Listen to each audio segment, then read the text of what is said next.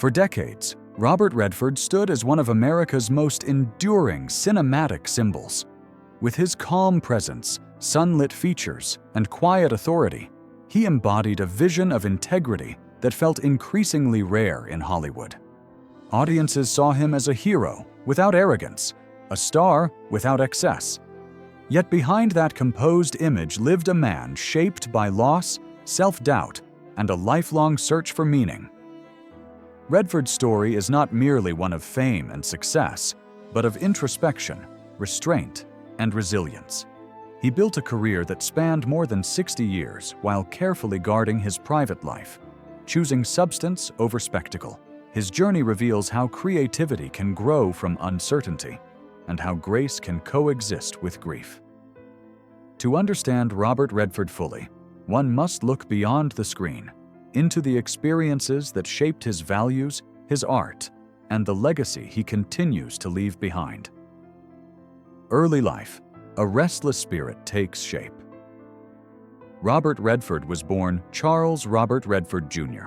on August 18, 1936, in Santa Monica, California. He grew up during the lingering shadow of the Great Depression in a modest household where ambition was encouraged but not guaranteed. His father worked as a milkman before becoming an accountant, while his mother nurtured his curiosity and imagination. From an early age, Redford showed signs of restlessness. He struggled to conform, often drifting toward art, storytelling, and drawing instead of traditional expectations. As a teenager, he was athletic and charismatic, but unfocused, torn between discipline and rebellion. This tension followed him into early adulthood. Though he earned a baseball scholarship to the University of Colorado, his lack of direction and heavy drinking led to its loss. That failure, painful at the time, became a turning point, forcing him to confront who he was and what he wanted from life. Europe and awakening. Art as identity. After leaving college, Redford traveled through Europe, living for extended periods in cities like Paris and Florence. With little money and no clear plan, he survived as a struggling artist, absorbing culture, history, and the discipline of creative life. These years were transformative. He painted, observed architecture, and immersed himself in museums and street life, developing a deep appreciation for beauty and human expression. Europe gave him something he had lacked before: perspective. Away from American expectations, Redford began to understand art not as performance, but as reflection. He later described this period as essential to his emotional and intellectual growth. When he returned to the United States, he carried with him a seriousness that would define his career. Acting was no longer a whim, it was a calling. He enrolled at the American Academy of Dramatic Arts in New York, where his natural restraint and intelligence quickly distinguished him from his peers. Stage to screen, the rise of a star. Redford's early acting career began on the stage, where he honed his craft through discipline rather than spectacle. His Broadway role in Barefoot in the Park in 1963 revealed a rare balance of charm and emotional depth. Hollywood soon followed, though his transition to film was gradual rather than explosive. Early roles tested him, but his breakthrough came with Butch Cassidy and the Sundance Kid in 1969, opposite Paul Newman. The film became a cultural landmark, and Redford's portrayal of the cool, introspective Sundance Kid turned him into a global star. What set him apart was not bravado, but restraint. He conveyed strength through silence and intelligence through stillness. Audiences trusted him. That trust would become the foundation of a career defined not by trends, but by thoughtful choices and enduring relevance. The 1970s. Peak. Fame with purpose. The 1970s marked the height of Redford's acting career, a decade in which success and substance rarely diverged. Films like The Sting, The Way We Were, and All the President's Men showcased his versatility and growing moral focus. He gravitated towards stories that explored power, conscience, and responsibility.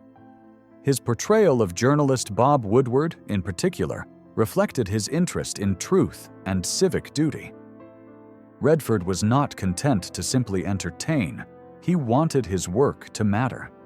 Despite his fame, he resisted Hollywood excess, avoiding publicity and protecting his private life.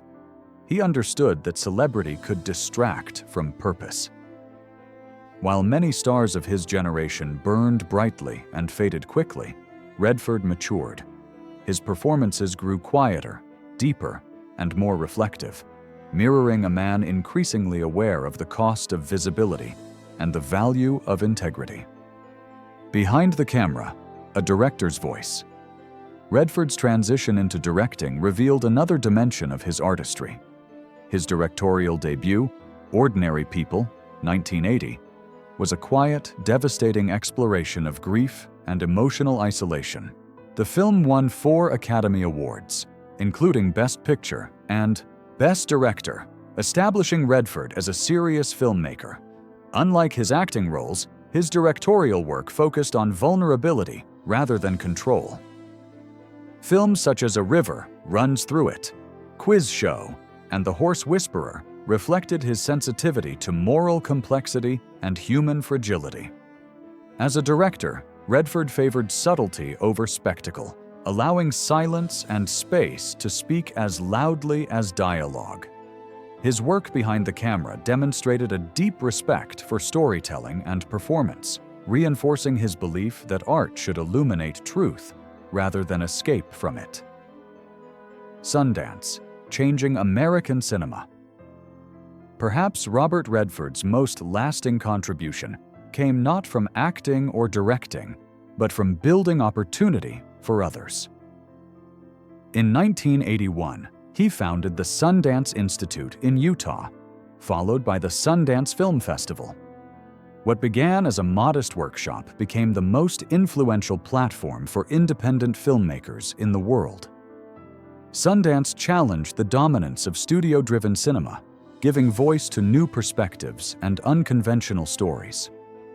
Redford believed that creativity thrived outside systems of control, and Sundance embodied that philosophy. Generations of filmmakers credit the festival with launching their careers and reshaping American film. Redford rarely placed himself at the center of this achievement. Instead, he worked quietly behind the scenes, mentoring artists and protecting creative freedom. In doing so, he ensured that his legacy would extend far beyond his own body of work. Love, family, and loss. Redford's personal life was marked by deep commitment and profound loss. He married Lola Van Wagenen in 1958, long before fame arrived. Together, they raised 4 children and shared strong values centered on education, social responsibility, and environmental awareness. The death of their first child, Scott, from sudden infant death syndrome, left a wound that never fully healed. Though Redford rarely spoke of it publicly, the loss shaped his emotional life and his understanding of grief. Fame placed strain on the marriage, and after nearly 30 years, the couple divorced in 1985. Later, Redford found companionship with German-born artist Sibylle Sagers, whom he married in 2009. Their relationship reflected maturity rather than spectacle, rooted in shared creativity, nature, and quiet understanding. Later years, quiet strength and reflection. As he aged, Redford embraced roles that reflected wisdom and restraint. Films like All Is Lost and The Old Man and the Gun demonstrated his mastery of understatement, proving that presence alone could carry a story. Even after announcing his retirement from acting, he remained creatively engaged, committed to environmental causes and independent film. Redford chose a life away from Hollywood's noise, living in Utah where landscape and solitude offered balance. He spoke openly about aging, loss, and acceptance, rejecting the illusion of perpetual youth. His later years were defined not by ambition, but by clarity, knowing when to step back, when to speak, and when silence said more. In a culture obsessed with reinvention, Redford chose continuity, staying true to the values that had guided him from the beginning. A legacy of integrity. Robert Redford's legacy is not built on myth, but on consistency. He never chased relevance, yet remained relevant. He never demanded admiration, yet earned it. His life demonstrates that true influence comes from alignment between values and actions, art and conscience. Redford showed that success does not require surrendering privacy, and that strength can exist without spectacle. He helped redefine American cinema, nurtured generations of artists, and modeled a quieter, more thoughtful form of leadership. Beyond awards and accolades, his greatest achievement may be this: proving that one can live a creative life with dignity intact. In an industry that often rewards noise, Robert Redford chose meaning. And in doing so, he left behind not just films, but a way of being that continues to inspire long after the screen fades to black.